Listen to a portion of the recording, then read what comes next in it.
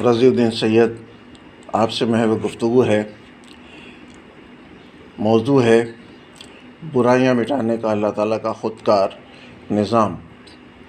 ہم جانتے ہیں کہ اللہ تعالیٰ نے انسانی جسم میں ایک قوت مدافعت رکھی ہے جسے ہم امیونٹی کہتے ہیں۔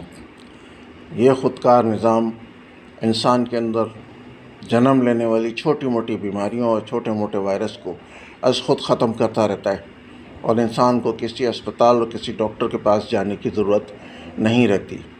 اسی طرح سے اللہ تعالیٰ نے انسان میں ایک نظام ایسا بھی رکھا ہے کہ وہ اس کی برائیوں کی خود بخود تلافی کرتا رہتا ہے۔ ہم جانتے ہیں کہ بے شمار نیکیاں ہیں جو انسان دن بھر میں کرتا رہتا ہے، محسوس طور پر بھی اور غیر محسوس طور پر بھی۔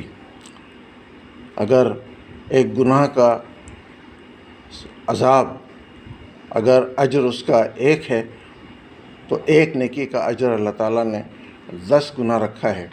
اس طرح سے انسان کہ بے شمار نیکیاں، اللہ تعالیٰ نے کہا کہ جتنے بھی تم کام کرتے ہو سچائی کے ساتھ، وہ سب کے سب تمہاری نیکیاں ہیں اور ان کے اجر میں اضافہ ہوتا رہے گا۔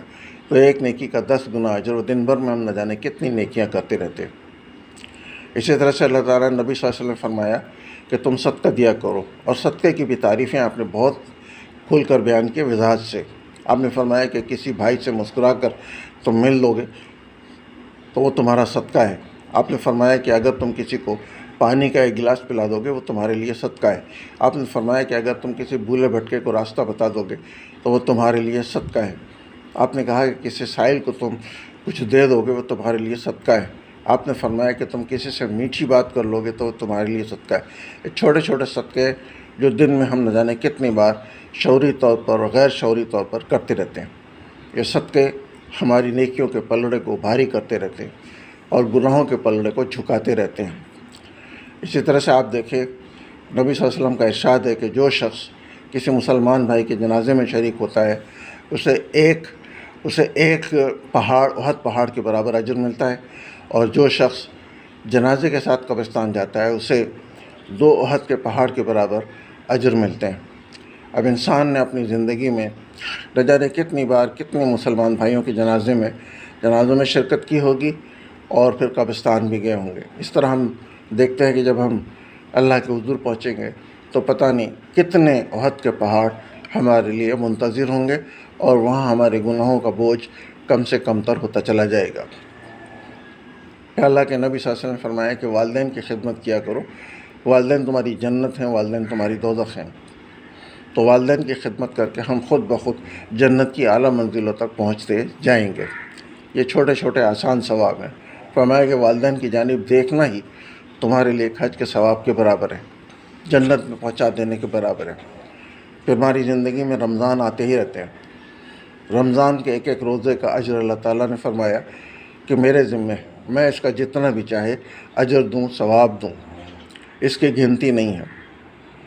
تو زندگی بھر ہم نے پتہ نہیں لاتعداد 30-29 روزوں کے حساب سے ہزاروں روزے رکھے ہوں گے، اور ہزاروں روزوں کا جو اجر ہوگا وہ ہم ناپ نہیں سکتے۔ وہ اللہ تعالیٰ کے یہاں بہت بلند و بالا شکل میں، ایک پہاڑ در پہاڑ کی شکل میں ہمارے لیے محفوظ ہوگا۔ اسی میں وہ شب قدر آتی ہے جس کی ایک رات کی عبادت 1000 مہینوں سے زیادہ بتائی گئی ہے۔ تو ہم میں سے 60-70% لوگ وہ ہیں جنہوں نے شب قدر میں راتیں جاگ کر گزاری ہوں گی، اور وہ اجر جو اللہ تعالیٰ نے کہا 1000 مہینوں سے زیادہ افضل ہے وہ ہم نے حاصل کیا ہوگا۔ اب دیکھیں اللہ تعالیٰ نے فرمایا کہ اگر ماں باپ کی نیکیاں بہت اعلیٰ درجے کی ہوئیں اور انہیں ہم نے جنت الفردوس میں مقیم کیا، اور اگر ان کے یہ اولاد کی نیکیاں درجے میں کسی حد تک کم ہوئیں، ان کمی بیشی رہی، تو والدین کی خوشی کی خاطر اور اولاد کی خوشی کی خاطر ہم اولاد کی کم نیکیوں کا درجہ بڑھا کر والدین کے درجے کے برابر کر دیں گے، جبکہ والدین کے درجے میں سے کوئی بھی کمی نہیں کی جائے گی۔ تو اس طرح یہ اجر بھی وہاں ہمیں ملتا رہے گا، یعنی ہم خود بخود جنت الفردوس میں پہنچا دیے جائیں گے۔ دیکھیں اللہ تعالیٰ نے ایک آیت میں فرمایا ہے، بسم اللہ الرحمن الرحیم، ان الحسنات یذہبن السیئات، بے شک نیکیاں گناہوں کو کھاتی رہتی ہیں، مٹاتی رہتی ہیں۔ اس لیے نبی صلی اللہ علیہ وسلم نے تاکید کی ہے کہ اگر تم سے کوئی چھوٹا گناہ سرزد ہو گیا ہو تو اس کے ساتھ تم کوئی نیکی بھی کر لو تو وہ گناہ چھوٹا سا تمہارا مٹا دیا جائے گا، محو کر دیا جائے گا۔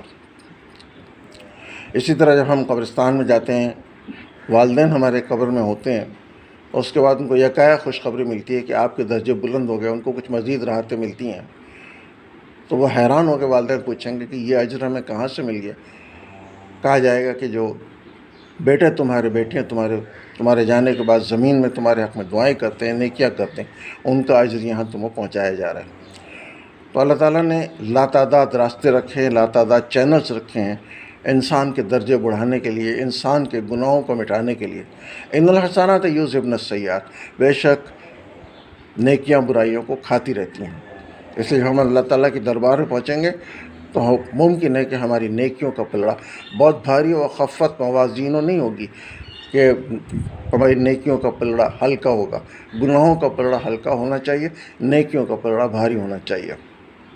لیکن ان تمام خوشخبریوں کے ساتھ ساتھ کہ اللہ تعالیٰ نے خود کار نظام رکھا ہے انسان کے اندر برائیوں کو مٹا دینے کا، یہ کہنا ضروری ہے کہ جو بڑے گناہ ہے، گناہ کبیرہ ہے، بڑے جرائم ہے، بھیانک جرائم ہے، جیسے سود کھانا، سود کی نوکری کرنا، بدعت کرنا، والدین کو دکھ دینا، قتل کرنا، لوگوں کے مال اور جائیداد کو ہضم کر لینا، اور لڑکیوں اور عورتوں کے ساتھ برے افعال کرنا، ان کے ساتھ بدتمیزیاں کرنا، یہ وہ جرائم ہیں جن کو اللہ تعالیٰ کہتا ہے کہ میں کبھی معاف نہیں کروں گا۔